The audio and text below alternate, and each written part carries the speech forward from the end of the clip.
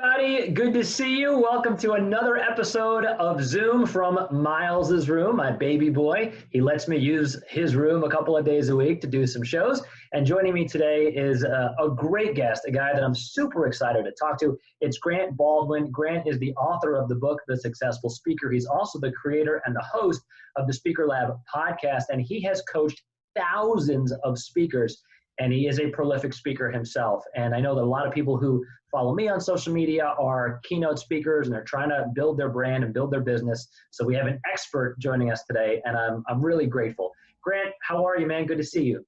Hey, thanks for letting me hang out with you, man. Appreciate it. Of course. We're going to have a good time. We are simulcasting this on Facebook Live, which means if you are watching this on Facebook Live, all you got to do is ask me some questions, and I'll get those questions to Grant in real time, and we'll get it going. First off, for people who don't know your backstory, it's an interesting story. Just from reading your website, I got some great details. But share with us a bit on how you came to be a professional speaker, your journey.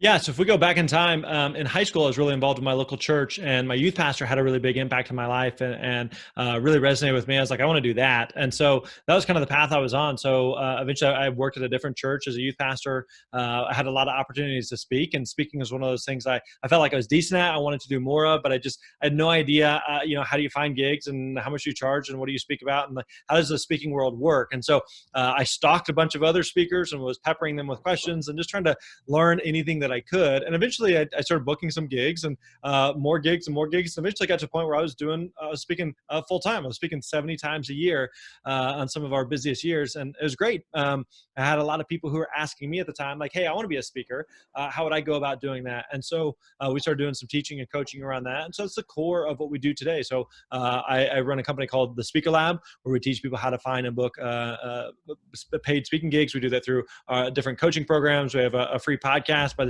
the same name, the Speaker Lab podcast, and several different free resources and tools. But we're all things in the speaking world. For you as a speaker, as you figured out your path, as you grew in confidence every time you took the stage, it really all starts with messaging, right? I mean, you can have all the great technique in the world, but if you're not giving compelling information, oftentimes it's not going to resonate no matter how great of a performer you are. So how did you figure out what you wanted to talk about? Yeah, so this is one thing that we talk with speakers all the time about is you have to be really clear on two things. Number one is, who do you speak to? And number two, what is the problem that you solve for that audience? So the mistake that a lot of speakers make is like, I just like speaking. So who do I speak to? I speak to people. I speak to humans. My message is for everyone, right? I want to help everybody.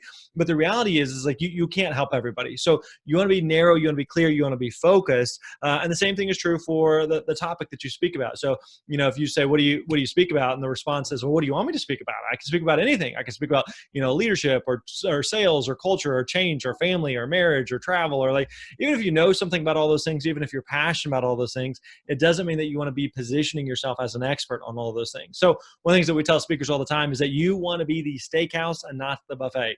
The steakhouse, not the buffet. And what we mean by that is if we were looking for a good steak, we have a choice. Like, we could go to a buffet where steak is one of 100 different things that they offer and they're all mediocre, or you could go to a steakhouse where they do one thing, but they do that one thing really, really, really well, right? So they don't do lasagna, they don't do tacos, they don't do cupcakes, they do steak, and that is it.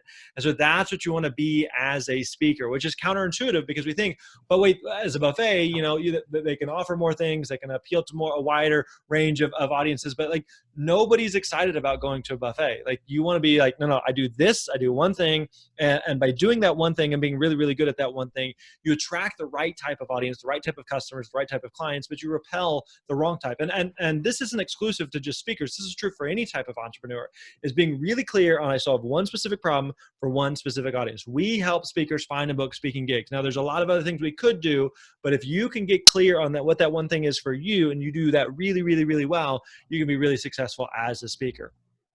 So for you, when you figured out the one thing that you wanted to speak about, and I've heard some of your speeches, how did you arrive at that point? Because speaking is so personal. No matter where you land, whatever your area of expertise is, it's deeply personal. So for you, did you have an aha moment when you were like, okay, this is it. This is what I'm diving into? Yeah. So another thing that's important for speakers to know is that I think oftentimes when we think about who we speak to and what we speak about, we feel like we're making a permanent decision, that we're getting a tattoo, right? So, okay, if I'm going to if I'm going to focus, I'm going to be this type of steakhouse, that's the only possible steakhouse I can ever be. And that is not true. And so today, the bulk of the work that I do is with helping entrepreneurs and helping those who are interested in the speaking industry.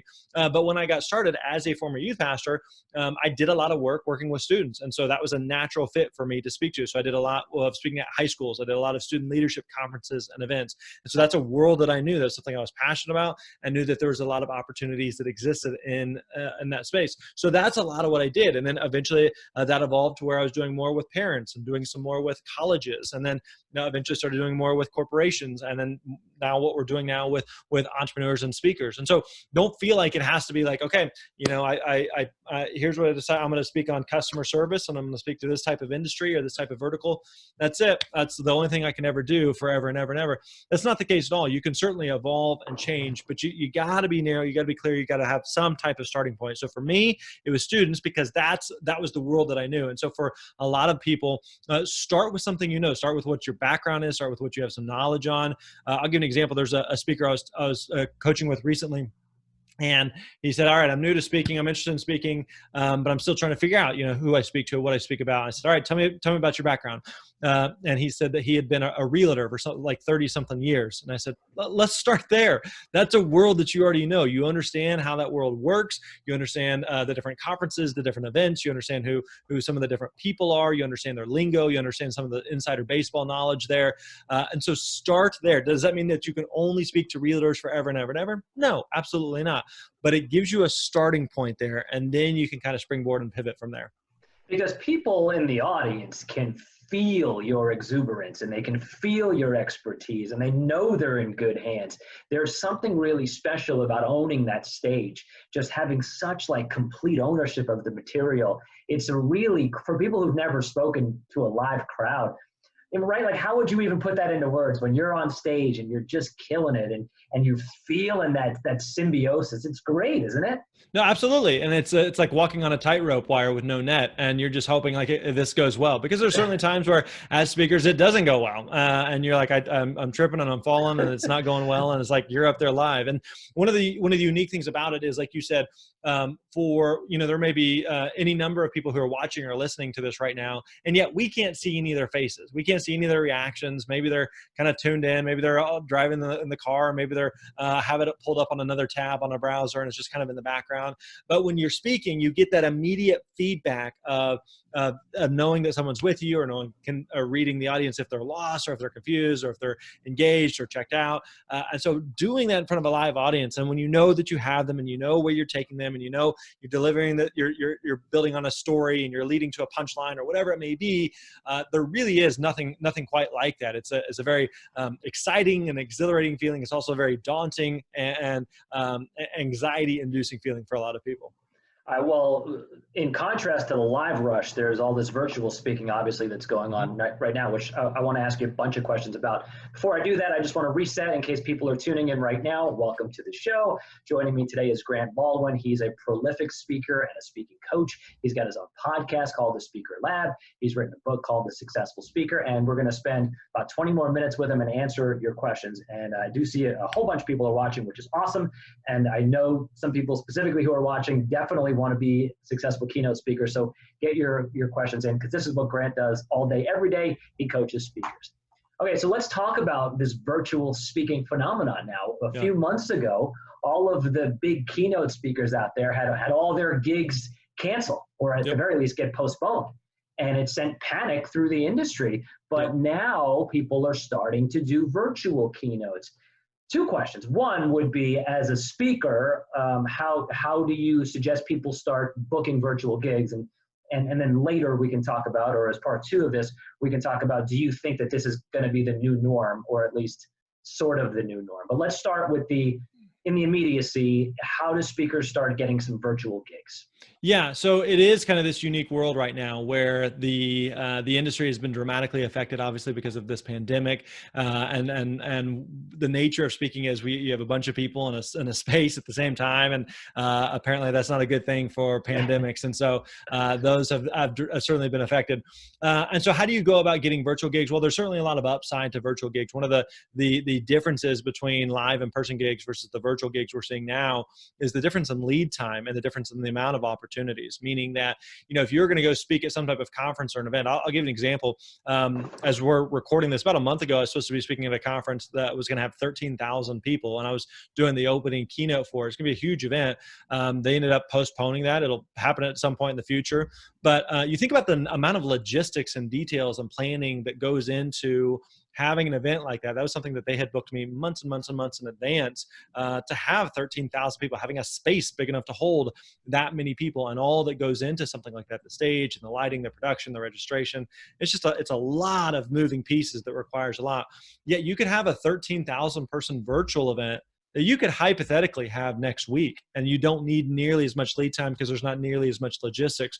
So we're seeing not only people realizing that hosting a virtual gig of some form or a virtual event of some time and bringing in a speaker at it is a lot simpler to put on than actually having a whole bunch of people come to a space, because really you hypothetically don't need much more than a Zoom link, right? At its very simplest, at its very core, it's relatively simple to put on it, and certainly much simpler than what an actual in-person event may look like. In addition, because it is simpler, then the lead time is a lot shorter. So like you mentioned, there's a lot of speakers who are pivoting to virtual gigs right now. This is something we're teaching a lot on right now, about how to find and book these virtual gigs and how to present virtually. And so one of the things we're noticing is all these speakers who are doing virtual gigs, these were not virtual gigs that were booked, 2-3 months ago. Many of these were not booked a month ago, right? They've been booked within the past week or two. Many speakers we're seeing who are saying, hey, I just got booked for my first virtual gig, and it's happening next week, or it's happening the week after, and something that's just come together. And so one of the best things you can do as far as how to book virtual gigs is a lot of the same stuff that we would talk through and teach in our book, but talking about it in a virtual environment. Just because you're a good speaker doesn't necessarily mean that people assume that you're a good speaker in a virtual environment. Just because you're a good speaker on stage doesn't mean that people assume that you can offer a virtual talk, right? So a good example of this would be, let's imagine you're in Miles' bedroom there. You're wanting to have a birthday party for Miles, and you want some cupcakes, right? And you're really excited about cupcakes, and you hear about this amazing baker, one of the best bakers in the area, and you go to their website, and all of their information is about baking bread. And you're like, clearly they're a good baker, and I see what they can do, but like, I don't need them to bake bread. I need them to bake cupcakes. They're a great baker, but I need them to do this, not this, right? It's just a different context. And so the same thing is true for speakers. Maybe you're a phenomenal speaker, but if I don't know that you offer virtual engagements, I won't think of you as an option. The other thing to do right now is making sure that clients are aware of how you can help them in a virtual way. What does that look like? What are the challenges, the obstacles? Especially if you're doing some speaking already, and now all of a sudden those events aren't happening, it doesn't mean that those problems have been solved magically, right? This is one thing we tell speakers all the time is, again, we are in the problem-solving business. And just because, like this event that was supposed to happen a month ago, just because that event isn't happening doesn't mean that, like, okay, the problem that I was hired to come help them solve doesn't mean that it's magically disappeared. It's magically gone away. So they still have that problem, and so you want to think through how you can solve that in a virtual way. And so absolutely, there are still a lot of opportunities that exist for speakers to speak in the virtual space. Now, as for like the long-term kind of just landscape of this, is virtual going to replace in person? I don't think so, but I do think that virtual is here to stay, and it's going to be a bigger part of the speaking industry long-term, because right now at this very moment, there are more people on Zoom than ever before. There are more people working from home than ever before.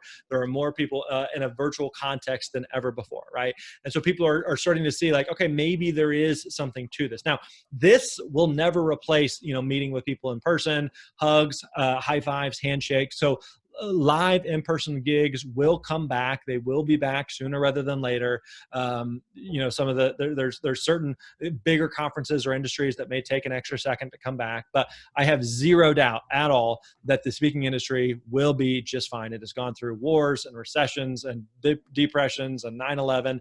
The speaking industry has been around for a long time. It will be around for a long time. People are craving that human interaction, but virtual is absolutely going to be a good alternative that speakers need to pay attention to. So if someone is going to, in the short term, work on their virtual speaking platform, how much energy do you spend with them on performance? Because as you said, you just said it a few minutes ago, just because someone can command a room with hundreds of people doesn't mean they can do it when there isn't hundreds of people. So is it changing the content, or is it just working on energy?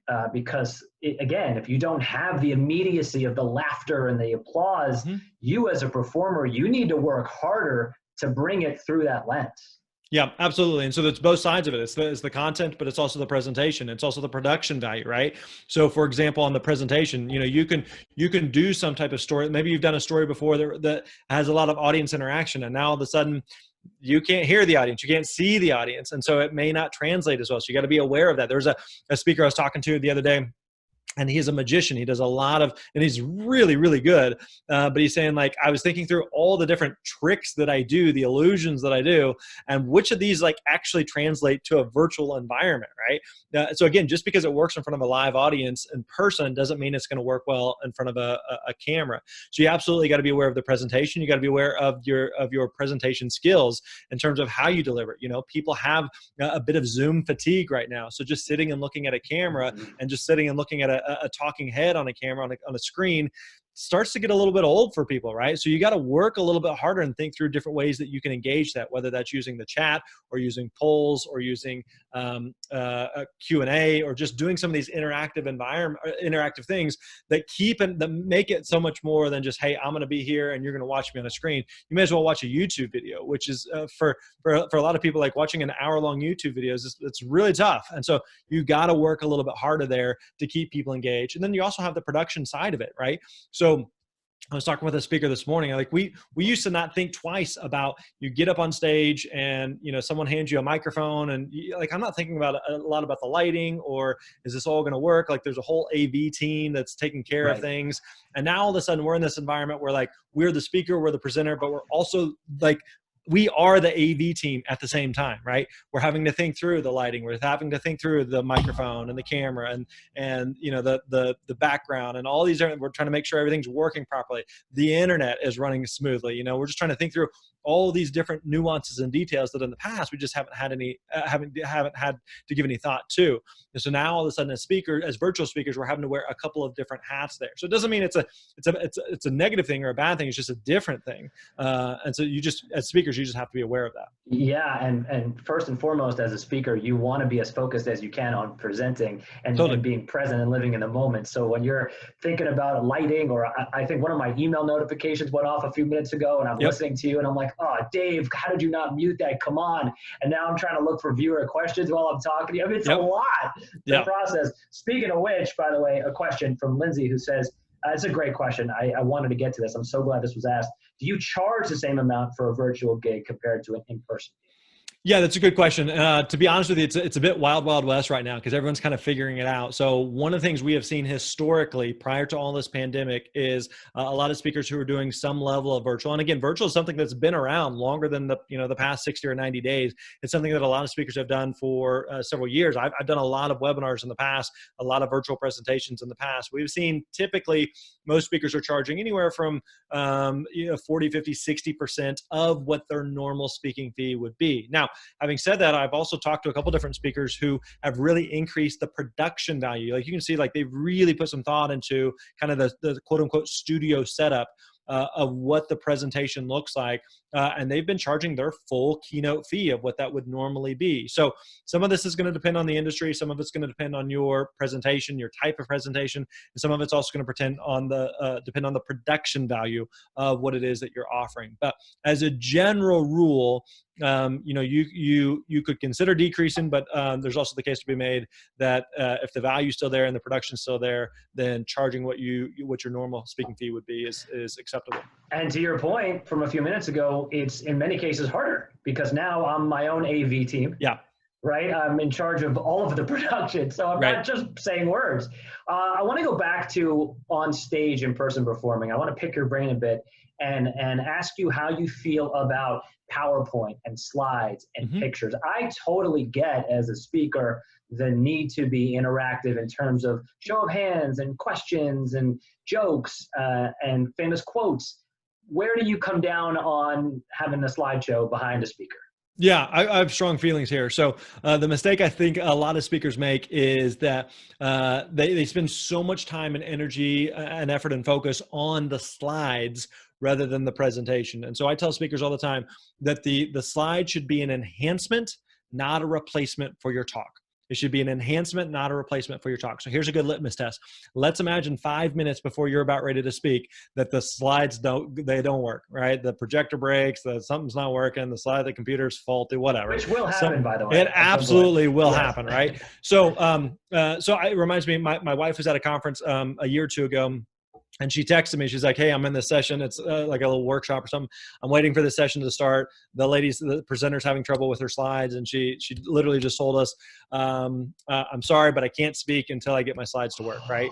And so, like, to me, I'm just like, then you shouldn't be up there, right? So if you feel like, well, I can't speak unless I have my slides, then you shouldn't be speaking. Okay. So again, your slides should be an enhancement, not a replacement. So 5 minutes before you're supposed to speak, the slides don't work. You're like, awesome, that's fine. And you're not getting up there and telling the audience like, normally I'm a better speaker if I have my slides, right. Or normally I'd show you a cool picture right now. No, they don't need to know any of that stuff. You still need to get up and deliver. So am I anti-slides? No, not at all. Slides can be incredible because it's one thing for like, let me tell you this, this crazy story about me climbing Mount Everest. I haven't, but let's just say I can tell you about this story. It's something totally different for me to say, check out this pit. Here I am standing on top of Mount Everest, right? Because truly a picture is worth 1,000 words that you cannot describe or explain as eloquently or as vividly as what a picture can show. But again, I don't want the slides to be a distraction or a replacement for the talk, or for you to use it as a script or use it as like cue cards for yourself. I need those for then again, you're not ready. You need to make sure that you know your content, that you're really solid on your content before you get up there. So slides are great, but they should be an enhancement, not a replacement for you. And you mentioned the disclaimer of, I'm such a much better speaker when I have slides. I was recently watching a speaker. I was at a conference, and the lady came up, and the first thing out of her mouth was back-to-back disclaimers right away. Hi, I just want to tell you ahead of time, I don't feel well, and I have a cough, and also I'm from South Africa, so you have to deal with my accent. Like the first two sentences were I'm sick and I have an accent, and I was like, what do I do as in the audience? Right. So you've like lowered my expectations. Totally. I feel badly for you. Yeah. So definitely stay away from disclaimers, right? No, absolutely. Like, do not do that ever, ever, ever, right? The audience doesn't care. I've had, every speaker has their war stories of, they're not feeling great, or, I had this crazy travel situation before I got here. Like, I have my fair share of those stories as well, but like the audience doesn't care. Right. You are a professional. You need to show up and act like a professional, and don't share your woe is me. Now, again, if you have like, hey, I have an accent, like she's always had that accent. So it's not like, okay, this happened, and so now I gotta, this accent happened, and now I gotta share this with you. No. Like, people pick up, and if you want to, poke fun at it or something like that, that's fine, right? But don't use it as like this disclaimer or like this crutch that I'm sorry if you can't understand me, but it's my accent's fault. It's not me. It's like, that's stupid, right out of the gate. Because by the way, I think in large part accents are typically cool. I agree. Right? Yeah. Like, I would have been excited to hear an accent because I don't hear them every day. Yeah. But and you've like lowered my expectations. Yeah. I jokingly say, like, if you've got an Australian accent or a British accent, like, you have an advantage over the rest of us, because people are automatically like, you're smart. That's a cool sounding accent. I like that. Right. Even if they have like this Southern twang or something, that's great. That makes it different. It makes it unique. Now, again, like there's a professional speaker friend of mine and she has a really like squeaky, almost like cartoonish voice. And so she calls it out. She like right away in the talk, it's not as like a woe is me type of thing, but she's kind of like, let's address the elephant in the room. I know I sound like a cartoon character, and everybody has a good laugh. You get it out of the way, you address the elephant, and you move on, right? Versus like the playing the victim card of, my voice sounds weird. Sorry, you guys are just gonna have to deal with it. No, like you don't have to have it. You don't have to have that approach. Of course. All right, I want to touch on one more topic before we get you out of here, and that's public speaking anxiety, because I'm sure that's probably the question you get the most. Some version of how do I overcome my anxiety? That seems to be people's big thing with public speaking. It's a long topic, a long conversation, but do you have any, real quick go-tos that you tell people who struggle with anxiety? Yeah, I think one thing to note that oftentimes we can confuse anxiety or nervousness with excitement. So if you think about some of the biggest moments in your life, if I think about like whenever I proposed to my wife or whenever my daughters were born, I felt some of those same butterflies and some of those same, some of that same nerves. And it's not necessarily like this nervousness that like, oh, I'm going to propose and I don't know, she's probably going to say no. Like it's not that kind of nerves. It's just this excitement. It's this energy. It's this adrenaline that's kind of pumping through you that like, wow, what is happening right now is really significant. It's a really big deal. And so if anything, right before you speak, if you're feeling some of that, it's just kind of adrenaline saying like, hey, this is a big deal. Like focus up here. Like let's pay attention here, which is good. That's a really good thing versus like, I'm getting ready to speak and I feel nothing. Right. You're flat. That's not good. Right. So you want some of that energy. You want some of that. Now, how do you minimize that? So it's not to the point where it's like completely overwhelming and daunting and it is just completely jacks up your talk. One of the best things that you can do is really spend a lot of time practicing, rehearsing, and preparing. So the best speakers in the world, they don't just like scribble a couple thoughts on a napkin and hop up there and wing it. Like, all right, I hope this works out. Like they really spend a lot of time practicing and going over and over and over and over. So by the time they get up on stage, they feel much more confident and prepared and ready. Same thing is true for, athletes, for example. The best athletes in the world are incredibly good at what it is that they do, but they also spend a ton of time practicing and rehearsing and going over plays or little drills just over and over and over and over. So by the time they are in a quote unquote game situation or they are on stage, so to speak, they're prepared. They feel a lot more comfortable and confident versus like, I'm just going to kind of wing it and hope it works out, which it just never does. So really spend the time to practice. It helps you. It'll definitely help your confidence when you get on stage. Yeah, winging it, wedding speeches, right? When the guy's like, yeah, my brother's the groom. I know everything about him. I'll just wing it. And it's just a disaster. You can't look. It's so awkward and uncomfortable. So yeah, the idea of winging it is nonsensical. Yep. Well, it's been so fun chatting with you, Grant. Really, I truly appreciate it. And I want you to let everybody know how they can find you and listen to you, and they should come to you for coaching because you'll help them. Give them all the information. Yeah, everything we do is over at thespeakerlab.com, thespeakerlab.com. We have a podcast by the same name, the Speaker Lab Podcast. You mentioned the book. We have a new book called The Successful Speaker, 5 Steps for Booking Gigs, Getting Paid, and Building Your Platform. The book is out everywhere now. And so, we have plenty of free resources, whether you're a brand new speaker, you're just getting started, or you've been at this for a long time and you're wanting to continue to build and grow your speaking business, to charge more fees, to get more bookings. We would love to chat with you. I'd love to help you however we can. Right, because you're the steak. You're not the buffet. Well, absolutely. Right. So I had someone, so in fact, we had someone mention to us the other day, hey, you run the Speaker Lab, right? And so you teach speaking, and yet you just came out with a new book. You should create the Author Lab, because people who are interested in speaking are also interested in writing books. And on one hand, you're like, yeah, that makes sense. I can see that parallel. But at the same time, it's like, no, like we're a steakhouse. We do this. There's other things we could do that justifiably would be fine. But like, no, we are a steakhouse. This is what we do. This is who we help, and this is how we help them. So that's what we try to do at the Speaker Lab. In conclusion, it would be a mistake for you to do something else. But I'm ching. Always end with a bad joke when you're giving a speech. Great to talk to you, buddy. Take care. Hope to talk to you again soon. Thanks, Dave. All right. See you.